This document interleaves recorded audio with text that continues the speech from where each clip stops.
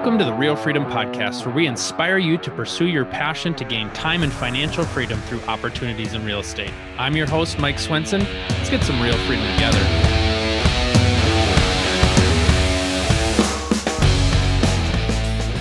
Hello, everybody, and welcome to the Real Freedom Podcast, where we talk about building wealth and gaining time and financial freedom through different opportunities in real estate. And one of the things that people may not naturally think of when they're thinking about real estate is franchises. And so as you're buying, you're investing in real estate, as you're thinking about maybe quitting your day job and working and investing full-time or other opportunities full-time, there's this whole world of franchising that is at your fingertips. And for entrepreneurs, people looking for leverage in their life, there's a lot of opportunity there. And so today we have Jon Ostenson here, and Jon is the CEO of FranBridge Consulting, and he's going to talk with us about exploring opportunities in franchising and just ways that you can leverage your time, leverage your money, and continue to build and grow your businesses inside of real estate or even outside of real estate. He just has a wealth of information to share with us. Previous to FranBridge, Jon was the president of ShelfGenie, franchise system with 200 plus locations. And so you've been doing this a long time. You've got a lot of great stuff to share. We're so excited to have you on the show, Jon. Yeah, Mike, appreciate you having me on. Love the show and excited about our conversation. Always like to know how you got started, how you got into that space. Why don't you just share a little bit about your career path leading up to where you're at today? Yeah, like so many of your listeners had the background in the corporate world and did the corporate ladder climb and grad school and all of that. And had a lot of fun, but really had that entrepreneurial itch to want to do something a little more entrepreneurial. And so for me, that meant leaving a public company to go to a private company, which happened to be ShelfGenie franchise system. And so I kind of stumbled into franchising, and that was a very pivotal opportunity for me to see just all these different paths to business ownership outside of food. I always thought of franchising with food, which a lot of people do, but I saw how people could leave the corporate world, or business owners could help expand their portfolio through adding in additional businesses. So long story short, had the opportunity to lead our franchisees across North America. I ended up partnering with the founder. We spun off and we've invested in franchises ourselves as a franchisee. So now we've sat on that side of the table.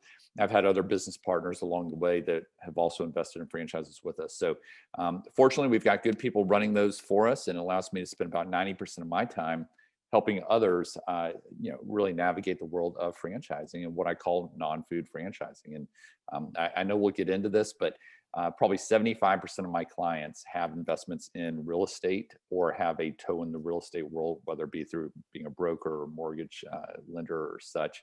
I invest in real estate myself, and there's just a lot of synergies between real estate and small business ownership through franchising. One of the things that's interesting to me, I had just a small background. We launched a small franchise inside of real estate a few years back and got a chance to talk with people in the franchising world. And I think one of the things that was surprising to me is a lot of times people maybe outside of franchising just think of these huge, large franchises, these big corporate entities, and it's, us against the man and that kind of thing. But what I saw is it's really entrepreneurs, families that are putting all their assets into a family business that they want to build and grow and leave a legacy. And so, yes, there are those franchises out there that are really big entities. They have thousands and thousands of locations, and the head folks make millions and millions and millions and millions and millions of dollars. But it's also the bootstrappers, the people that want to be entrepreneurs. They want to invest in a system and a process and proven people that have done this before versus trying to figure it all out on their own. And so it really is the kind of normal entrepreneur looking to build and scale. And like I said, this is something where it's like, hey, we have a family that wants to do this together, and we want to leave a legacy for our kids. And so I think that was really surprising to me to see that that really is the heart of franchise versus what people might read in articles about, these big, huge corporations. Yeah, you're 100% right. And, frankly, if it's a brand that you've heard of, it's probably sold out in your market. So we're always working with emerging brands. We work with about 550 brands, and we're always adding to that list. But, brands that we vetted and have great leadership teams, reason for being within their, niches, great financial models. Franchising is not right for everyone. There's some entrepreneurs, I have to explain, you're too entrepreneurial. You want to put your thumbprints all over the business. However, for so many, and I would say the majority, it is a better path to business ownership because you hit on it. It's a proven system. You've got a playbook. You're starting on third base instead of first base. You're in business for yourself, but not by yourself. You got that franchisor on the sidelines who acts as a coach. The better you do, the better they do. And oftentimes it goes overlooked, but you've got franchise owners within that system across North America that you're able to learn from. So you're exchanging best practices around marketing and hiring and such. And so you're in it together. And finally, from an exit standpoint, with business ownership, you're building cash flows, you're able to write off expenses, but then you're also building an asset that should have exit value down the road. And, there was a study done recently by the Riker School of Business that looked at 2,000 transactions of businesses in like-kind industries, non-franchise versus franchise, over a 10-year period. They found that franchise businesses trade at a 1.5 times multiple of non-franchise. So you are building an asset. We all know the success rates, over 90% for franchises versus 10% for startups. So it is pretty compelling once people dip their toe in the water and really start understanding the types of opportunities that are out there. Because there could be, single locations, there could be territory opportunities. And so, yeah, what you're investing in is, like you said, you're investing in proven systems, proven people, proven models. It's not, hey, I've got this really good idea, or I want to be in business for myself, and now I have to go figure out how to do these 200 things that I maybe don't even like doing or don't want to do or don't know how to do. But it gives you an opportunity just to be able to plug in and contribute what you can. And then you've got all this back end experience, wisdom, knowledge, market research, and all that you can lean on versus having to do all that stuff yourself. And especially when you don't have a background in the industry. Over 90% of my clients end up in an industry that they didn't have a background in or was even on their radar. And so really, until you start peeling back the onion, just a couple of examples, on the real estate side, we had a real estate broker recently, former Keller Williams real estate agent, which is of course a franchise. Anyway, he wanted to start a property management business on the residential side, didn't want to start from scratch. And so we introduced him to a property management franchise, and he's off and running, couldn't be happier. I just had a guy buy a commercial franchise over in Los Angeles, commercial property management. And, it's business. I joke that coming out of COVID, non-sexy is the new sexy. It's things like roll-off dumpsters. We've got guys killing it with the roll-off dumpsters. We've done 3 deals in the gutter space recently. One was a Wall Street attorney outside of Boston, no background in that, but just great financials, insulation, the ServPro type models of the world, all these types of businesses that you can get up and running, break even pretty fast, and then they're just cash flowing. And you're not having to reinvent the wheel. You're able to jump in and get going from day one with the marketing and everything else. Why don't you just kind of walk through the process here of how that works? So I come to you and I say, hey, Jon, I've always thought about a franchise. It seems interesting. Tell me more. What does that conversation look like for you to kind of get them moving in the right direction? Yeah, no, great question. And I'd say, you can go out there and start Googling around. The challenge is going to be, you're going to see brands putting their best foot forward. You're going to be reading their marketing messages, and you're not going to see what's going on behind the scenes. So, I'm affiliated with the largest brokerage in the US. FranBridge is a part of it, and we've done our due diligence. We've done the vetting. We have the relationships with all the development groups across the US that are working with these emerging brands. And we're able to take them through all of our screening process. And we're able to see the deal flow. I know what's resonating with other guys, Mike, that have a similar background to you. I'm able to see, which ones have the momentum. I was talking with one developer this morning. It's a parking lot maintenance business. They've done 25 deals in the past couple of weeks. If you go to the website, you would never see that. And so, we spend some time on the phone, get to know you, and then we, present opportunities to you that are available in your market that check the boxes on your end, but also, that we see resonating with others. That have a good reason for being. Typically, we'll present 9 or 10 opportunities. We'll work with you to narrow that down to somewhere around 2, 3, maybe 4 opportunities to then have a call with. Entirely no obligation, but let's hear it from them. And then the franchisor will take you through a process where they get into the financials. They introduce you to other franchisees and their systems. You get to hear about their experience. You go through the franchise disclosure document, define territories. Ultimately, it culminates in a day or day and a half on site with the franchisor and their team. It's what we call a discovery day or confirmation day. And And really, the whole goal here is to make sure it's a good match for both sides. You're going in eyes Mm-hmm. wide open into making that decision, and it's a lot of fun for us, getting to play matchmaker and introduce you to opportunities that you never knew about or may not have known existed. The great thing is it's entirely free. So, engaging with us, you'll never pay us a nickel. We get paid by the franchisors on the back end. For Mm-hmm. them, none of that gets passed on to our clients in any form or fashion. It's just a sales and marketing expense. So, no obligation, clean model. And it's rewarding to be able to help people. I mean, we've been able to change lives, on a regular basis for some time now. So thinking about real estate in general, thinking about some of those natural franchise opportunities, you already hit on one, the property management piece. You actually hit on another with parking lot striping. I mean, if you own buildings that have large parking lots, you're going to be paying that person every couple of years or whatever to stripe that parking lot. There's a lot of high margin. I guess my limited knowledge and experience, but that's one of the ones that I've kind of heard over and over again with high margins is parking lot striping, because you can just go do that. Sometimes you see in a large department store parking lot at 10 o'clock at night, they're all ready to go and they have that thing striped by the next day. But that's, look at your costs of who you're paying for what, cleaning services, handyman services. All these are opportunities where you could leverage your portfolio that you already have and build in an additional revenue source versus having it be an expense on the expense side in your real estate business. Yeah, you're 100% right. And, whether it's striping, I mean, they're also out there fixing cracks and potholes and everything else and extending the life of that very expensive asset for the property manager. I'm an investor in a driveway franchise, and we don't even have to market with my business partners. I mean, the phone won't stop ringing. We're just trying to staff up right now to keep up with the demand. I mean, there's huge demand, but I've mentioned a few examples of services businesses, just to give a little more well-rounded perspective. Some of the other things we're seeing, lots of interest in health and wellness and fitness, and some of the fitness concepts are tripping over each other. So we look for ones that are unique within that space. But it's automotive. We just did a 10-unit deal in Charlotte with guys. They use a prefabricated oil change building backed by an investor group, and then they use unused parking spaces in a retailer shopping center. So additional revenue stream to the retailer, the landlord, great street frontage. You're able to get in these for about $150 a piece, including working capital, all in investment. Only 2 people per location from a staffing standpoint.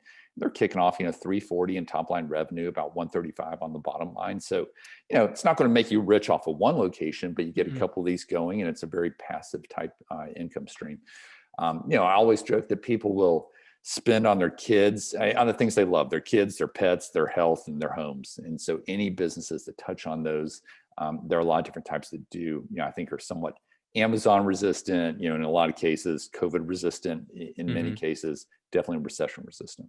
So talk about the time commitments. If a lot of people might be concerned of, hey, if I take on this franchise, now I'm going to be, once again, going back to probably the food genre, you think like, oh, if I invest in this franchise, I'm going to be there all day, every day. I'm opening, I'm closing, I'm finding all the staff. And so it's just going to suck up all my time. But there's a lot of opportunities out there that are really turnkey, where you don't have to be the entire person there all day, every day, building and growing the franchise yourself. Yeah, the majority of models out there lend themselves to what we call an executive model or a semi-absentee, semi-passive. Now, if you think it's going to take 10 hours a week, it's probably going to take you 15. I try to be honest with my clients of, it is going to take a little more time, especially out of the gate, but you can, and we've got many case studies of this, of putting instances where you put a general manager in place day one, they go through training with you, and then they're running that day-to-day business. Now, most of my clients say, well, where can I find a good general manager? How do I know if they're going to stay? And we've actually started providing coaching that we fund for our clients as they lead up to launch. I've got a client, Nathan Bocock, who, he's the largest franchisee of 2 Men and a Truck, operates a $30 million plus business across 10 markets, 39 years old. And he and I have done a couple of deals together in the past few years. And in every case, he puts a young general manager in place, incentivizes and aligns their interest. And I don't think we've done a deal yet where he hasn't come back and bought additional locations within the first 12 months. I mean, he's just doing great. And so he's now coaching our clients, several coaching calls out of the gate to help them think through, where do I find that general manager? How do I set them up for success? Because it is doable. obviously it comes down to having the right person, but there are ways to find that right person and set them up. And so that is one of the things about franchising that's very similar to real estate in some regards, is that you can create semi-passive, maybe not entirely passive, but at least semi-passive revenue streams that either complement your real estate portfolio or can help diversify. And you brought up a good point there, thinking about successful franchisees in that space, coaching and mentoring and helping you. It is one thing to buy into the business concept, to be able to invest in the other resources, but to have those people that have gone there, done that, and can look back and give you an advice on how to proceed, that really is helpful. Because if I'm the entrepreneur trying to do my own thing, if I want to do it right, I'm going to do it myself, and I want to be the master of my own success. That's fantastic. And yet at the same time, you look at, you've got a successful franchisor who's built and grown multiple location, continues to reinvest in those industries and helps others. The value of that is extremely high, and it increases your chance of success. And the faster you're able to build up, because you have those people pouring into you, helping you along the way, that are in the same shoes as you. They're just further along. You're exactly right. And I think more and more people are waking up to that, just the benefits are provided through franchising. We're certainly getting out there and sharing it. But I mean, Mike, it's encouraging right now. If you're an American, I know there are a lot of negative headlines out there in the news, all over the place. But I mean, we get to have these conversations all day, every day with potential entrepreneurs across the US. And we have never seen so much activity, so much interest in business ownership. And I think there's cash on the sidelines. People are nervous about the stock market, up and down depending on the day. And in some markets, only so many good real estate deals to be had. So I think more and more people are saying, hey, where do I allocate my funding? And in a lot of cases, I'd say about 1/3 of my clients are paying out of pocket for a franchise business. Probably 1/3 are using SBA loans, using leverage. That's very common. The government still supports small business owners, believe it or not. And then about 1/3 are using retirement plans through what we call a ROBS program, or they're using a portfolio loan where they borrow against their brokerage account. So I know you're into leverage. There are a lot of ways that you can provide leverage getting into the business. And the majority of the deals we do are between 125,000 and 300,000. That's probably where 75% of our deals fall. Some are a little higher, some are a little bit lower, but very, very common to use loans and leverage, as you build that business. Yeah. And I think that goes in the face too of, once again, people come back and they think of food and they think, oh, $1 million for a building, like it's so expensive. Yeah. No, there's all these fantastic opportunities out there for a good budget. And you can get loans to help leverage that. And so I think people probably aren't giving it a fair shake in terms of what opportunities are out there and what is it actually going to cost me? Because you just go back to these preconceived notions once again of food franchises. It's expensive. My time gets sucked up. And no, there's all these wonderful opportunities out there where you can leverage your talents, your passions, the money that you have, the money that you can borrow, and build and grow a nice stream of income. Yeah. 100% right. I mean, I mentioned the example of the gutter business, just to give some perspective. And these are strong financials. That's why there's a lot of interest. Not everyone's created equal, but 1.7 million average revenue per location. That's across all their franchisees. And they're kicking off like 31% on the bottom line, EBITDA, end of the day margin. Now, if you're paying a general manager, that's going to eat into some of that, but still you're going to be left with 20 to 25% in most cases. That's good money in a lot of markets. That's why we had a Wall Street attorney, 47 years old, leave his law practice to go run one of these and buy one. We've got a great fencing company, and I'd say there's more interest probably in home and property services coming out of COVID than any other area. I mean, that's probably where 60% of our deals are happening right now. People just love the fact that you don't have to have a retail location. In a lot of cases, you can run this business remotely, maybe in time get some small industrial space set up, but scale your team, scale your vehicles as you grow. And you made a really good point about think about your referral network. Maybe it's properties that you currently have today, or maybe all the brokers in town. They'd be a great lead source for you. So you can start creating this ecosystem, and a lot of people want to build out portfolios. So if you're already out there cleaning a customer's pool, you notice, oh gosh, they also need to have XYZ work done, the gutters or the roofing, and so once you have that customer relationship, it's easy to cross sell, and then that just drops to the bottom line, getting to save on marketing. Yeah. I mean, the driveway company we're invested in, we don't even have to market. there's such demand out there right now. Awesome. What other advice do you have for people, or what, if somebody's interested in exploring these opportunities, what's the next step? I think, some of the things to think about, start thinking about your market, think about what the needs in the market, think about your referral networks, who would want to run the business, would you do it day to day, or is there a brother-in-law you can put in place, or someone, from your church? I mean, we've seen great lead sources, churches being great lead sources. Who are those that you can plug in? But no, like I said, entirely free to work with us. If nothing else, come out to our website, FranBridgeConsulting.com, FRAN, bridgeconsulting.com. We'd love to have you sign up for our newsletter. We deliver some great content every month. That's an easy first step. We'll also make sure that all of your listeners might get a copy of our book that comes out in the third quarter. It's called The Book on Non-Food Franchising. But if this is an area that you feel like the timing's right to take a next step, would be happy to jump on a phone call with any of your listeners and chat briefly and see if it makes sense to go down that path. And I think the key is like you said, how many people end up franchising in a space that they necessarily weren't thinking of right out of the gate. And like you also touched on, it's a matchmaker concept. So it's, what are the skills, abilities that I bring to the table? What is the lifestyle that I want to live as a result of the franchise? What are the funds that I have available? And you really go find a fit for them based on those things. And so trying to make it as easy as possible, as much of a likelihood for success as possible, because you're matching what they have, their interests, the time available with those opportunities out there. And like you said, it's no cost. It's, the franchise or pays that on the back end to you.